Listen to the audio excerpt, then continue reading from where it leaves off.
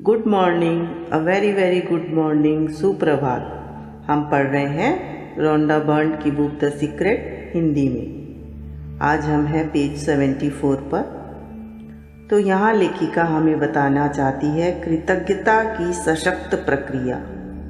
कितना पावर है कृतज्ञता में, ग्रेटफुलनेस में, थैंक यू में, शुक्राने में। डॉक्टर जो विटाल कहते हैं आप इसी समय अपनी जिंदगी का कायाकल्प करने के लिए क्या कर सकते हैं। सबसे पहली बात, उन चीज़ों की सूची बनाएं जिनके लिए आप कृतज्ञ हैं। लिस्ट बनाएं जिसके लिए आप थैंकफुल हैं। इससे ना आपकी ऊर्जा बदल जाती है और आपकी सोच भी बदलने लगती है, आपकी एनर्जी बदल जाती है। यानी आप एक ऐसी फ्रीक्वेंसी पे पहुंच जाते हो जहां बहुत अच्छा महसूस करते हो।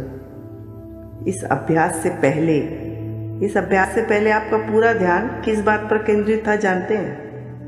इसके पहले हमारा ध्यान केंद्रित था कि आपके पास क्या नहीं है। आपका ध्यान अपनी शिकायतों और समस्याओं पर केंद्रित था। हम लोग सिर्फ कंप्लेन और प्रॉब्लम पर ध्यान देते थे। लेकिन इस अभ्यास को करने के बाद, कौन से अभ्यास को?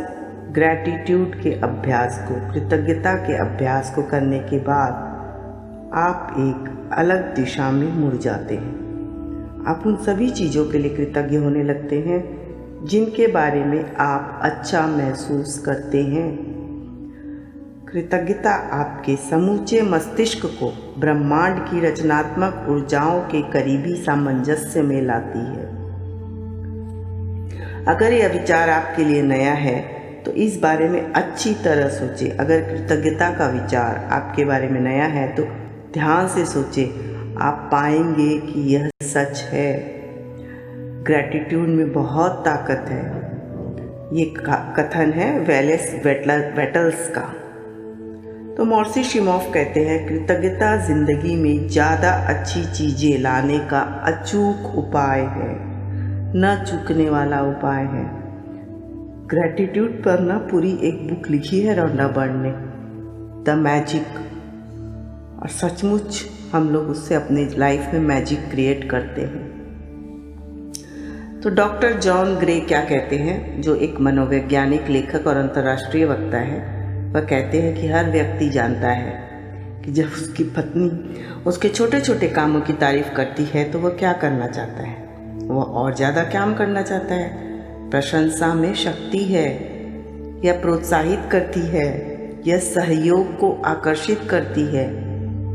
तो इसी बात को साथ देने के लिए डॉक्टर जॉन डेमर्टनी क्या कहते हैं, हम जिसके बारे में भी सोचते हैं और शुक्रगुजार होते हैं उससे उत्पन्न कर देते हैं।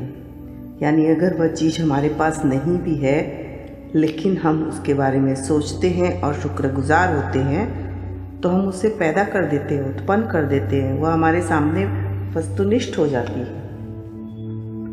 जेम्स रे कहते हैं कृतज्ञता का अभ्यास मेरे लिए बहुत ज़बरदस्त अभ्यास साबित हुआ है। हर सुबह मैं उठता हूँ, कहता हूँ धन्यवाद।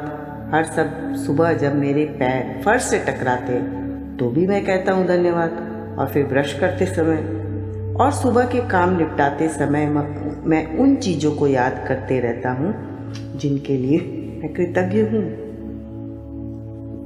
मैं उनके बारे में यूं ही सोचते हुए दिनचर्या के काम नहीं निपटा रहा हूँ, मैं तो उसे ब्रह्मांड की ओर भेज रहा हूँ और कृतज्ञता की भावनाएं महसूस कर रहा हूँ, फील कर रहा हूँ। तो जिस दिन हमने जेम्स रे के कृतज्ञता के सशक्त अभ्यास को फिल्माया, रोंडा बर्न कह रही हैं, उस दिन को मैं कभी नहीं भूल पाऊंगी। अगले ही दिन से मैंने भी जेम्स की प्रक्रिया चालू कर दी।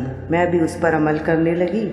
हर सुबह मैं बिस्तर से छोड़ती तो पहले क्या करती, नए दिन और अपनी ज़िंदगी की सभी अच्छी चीज़ों के लिए कृतज्ञता की भावनाएं महसूस करती, फिर ही छोड़ती अपना बिस्तर। और जब मैं पलंग से उतरती हूँ तो पहला पैर फर्श पे रखते हुए कहती हूँ धन्यवाद। फिर दूसरा पैर फर्श पे रखते कहती हूँ धन्यवाद। बाथरूम तक जाने वाले हर कदम के साथ मैं कहती हूँ धन्यवाद। नहाते और तैयार होते समय भी मैं धन्यवाद कहना और कृतज्ञता महसूस करना जारी रखती हूँ। दिन के लिए पूरी तरह तैयार होने तक मैं सैकड़ों बार धन्यवाद कर लेती हूँ। यह काम करके मैं अपने दिन और इसमें शामिल घटनाओं को शक्तिशाली ढंग से आकार दे रही हूँ। मैं उस दिन के लिए अपनी फ्रीक्वेंसी तय कर रही हूँ और सकारात्मक रूप से उस रास्ते की घोषणा कर रही हूँ जिस पर मैं अपने दिन को ले जाना चाहती हूँ। बजाय इसके कि मैं पलंग से लड़खड़ाते हुए उतरूँ और दिन में आने वाली परिस्थितियों को खुद पर हावी हो जाने दूँ। दिन शुरू करने का ना इससे बेहतर तरीका दूसरा नहीं है। आप अपने जीवन के निर्माता हैं, इसलिए अपने हर दिन का सकारात्मक निर्माण करने के बाद ही उसे शुरू करें। अगर लड़खड़ाते हुए उतरेंगे ना तो सारा दिन ऐसी परिस्थिति आएगी कि लड़खड़ाते ही रहेंगे। तो कृतज्ञता इतिहास के सभी महान अवतारों की नसीहत का आधारभूत अंग रहा है। यानी सब महान हस्तियों ने, अवतारों ने इसे माना है। जिस पुस्तक ने मेरी जिंदगी बदल दी, मेरी माने राइटर की, उसे वेटल्स ने 1910 में लिखा था।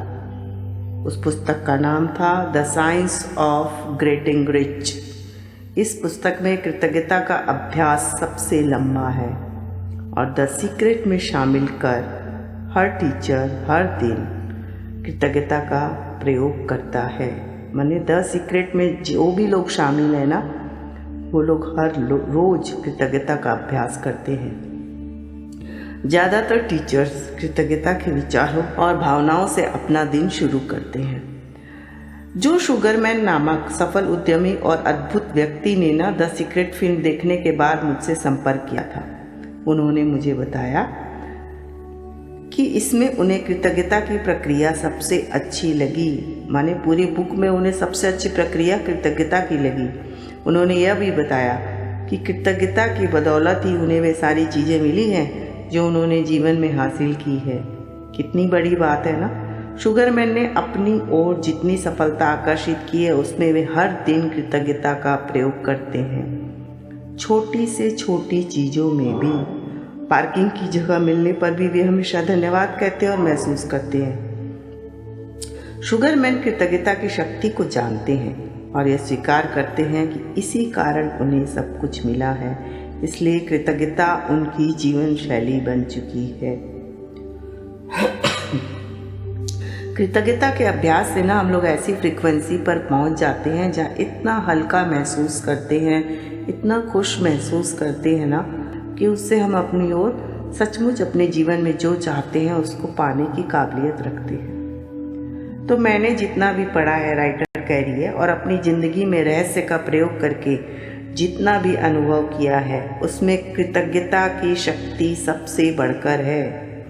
अगर रहस्य के ज्ञान में, द सीक्रेट के ज्ञान में अगर आप सिर्फ एक काम करना चाहते हो तो सिर्फ कृतज्ञता का प्रयोग करें, जब तक कि वह आपकी जीवन शैली न बन जाए, आदत न बन जाए, हैबिट न बन जाए। तो डॉक्टर जो विटाल कहते हैं पेज 77 पर कि आपके पास वर्तमान में जो है ना, जो भी है, जब आप उसके बारे में अलग महसूस करने लगते हैं तो आप और भी ज़्यादा अच्छी चीज़ों को आकर्षित करेंगे और फिर आपके पास ऐसी और चीज़ें आ जाएंगी जिनके लिए आप कृतज्ञ हो सकते हैं। आप चारों ओर देखकर कह सकते हैं, देखिए मेरे पास वैसी कार नहीं है जैसे मैं चाहता हूँ, वैसा मकान नहीं है जैसा मैं चाहता हूँ, उतना पैसा नहीं है जैसा चाहता हूँ, जीवन साथी नहीं है जैसा कि मैं चाहता हूँ, मेरे पास वैसी सेहत नहीं है। ओह, रहने दे, एकदम ऐसा ही लिखा है।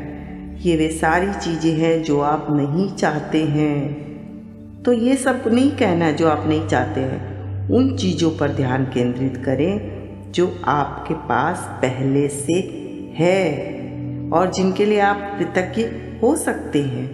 हो सकता है आप अपनी आंखों के लिए कृतज्ञ हो जिनसे आप ये पुस्तक पढ़ रहे हैं। हो सकता है आप अपने शानदार कपड़ों के लिए कृतज्ञ हो। हाँ, आप अपनी दूसरी चीज़ के लिए भी कृतज्ञ हो सकते हैं।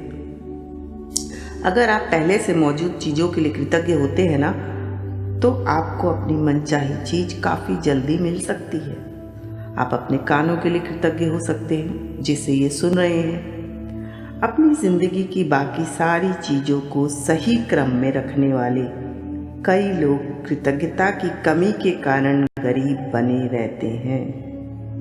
ये कथन है वेलेस वेटल्स का कि बाकी सारी चीज़ें क्रम में हैं, लेकिन कृतज्ञता की कमी रहने के कारण वे गरीब बन जाते हैं। तो कृतज्ञता is very important, thankfulness is very very important. अगर आप अपने पास मौजूद चीज़ों के बारे में कृतज्ञ नहीं है ना, तो आपके पास ज़्यादा चीज़ें आना असंभव है।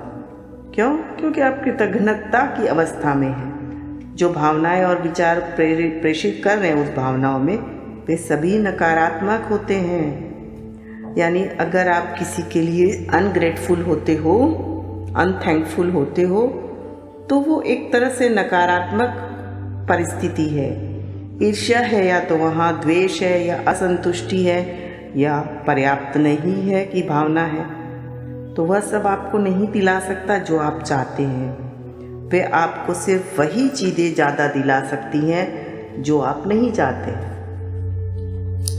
तो ये नकारात्मक भावना आपकी मनचाही चीज़ों को आप तक पहुंचने से रोक रहे हैं, ये तो आप समझ ही गए हैं। तो अगर आप नई कार चाहते हैं लेकिन अपनी वर्तमान कार के लिए कृतज्ञ नहीं हैं, तो आप इसी प्रबल फ्रिक्वेंसी को बाहर भेज रहे हैं। तो पहले अपने पास जो कार है उसके लिए ग्रेटफुल बनिए, तब आप नई कार का डिमांड करिए, उसका ड्रीम करिए या उसकी चाहत रखिए।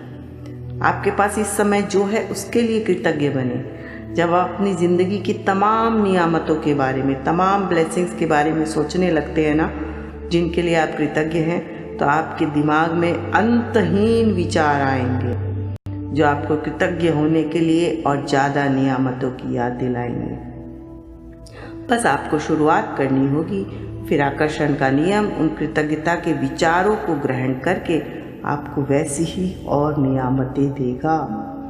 जिस ब्लेसिंग से आप ब्लेस्ड हो वैसी और ब्लेसिंग देगा। जिस चीज़ के लिए भी आप कृतज्ञ फील करोगे, कृतज्ञता फील करोगे, वैसी और चीज़ें हमें देगा ब्रह्मांड, भगवान, ईश्वर या वह अज्ञात शक्ति जिसे आप मानते हो। आप कृतज्ञता की फ्रिक्वेंसी पर पहुंच गए हैं, इसलिए आपको तमाम अच्छी चीज़ें मिल जाएंगी। कृतज्ञता का दैनिक अभ्यास वह नहर है जिससे आपकी दौलत आप तक आएगी, वेलेस वेटल्स कहते हैं। यानी अगर हम लोग दैनिक अभ्यास, डेली कृतज्ञता का अभ्यास करते हैं, तो यह वह नहर है जिससे हमारी दौलत आप तक आएगी, हमारी दौलत हम तक आएगी। तो ना वह बहुत इम्पॉर्टेंट अभ्यास है कृतज्ञता का। राइटर ने कितनी अच्छी बात कही है कि अगर पूरे रहस्य बुक में से आप सब कुछ न करके सिर्फ एक चीज़ करना चाहो, तो वह क्या करना चाहिए? कृतज्ञता का अभ्यास। और इस पर उन्होंने पूरी एक पुस्तक लिख डाली, द मैजिक। सिर्फ कृतज्ञता का अभ्यास सिखाया है उसमें। अगर उस बुक को आप पढ़ोगे तो देखोगे कि उसमें ना उन्होंने ऐसी ऐसी जगह पर कृतज्ञता बताई है जहाँ हम लोग सोच भी नहीं सकते। आज के लिए इतना ही। Thank you, thank you, thank you. साथ में बने रहने के लिए धन्यवाद।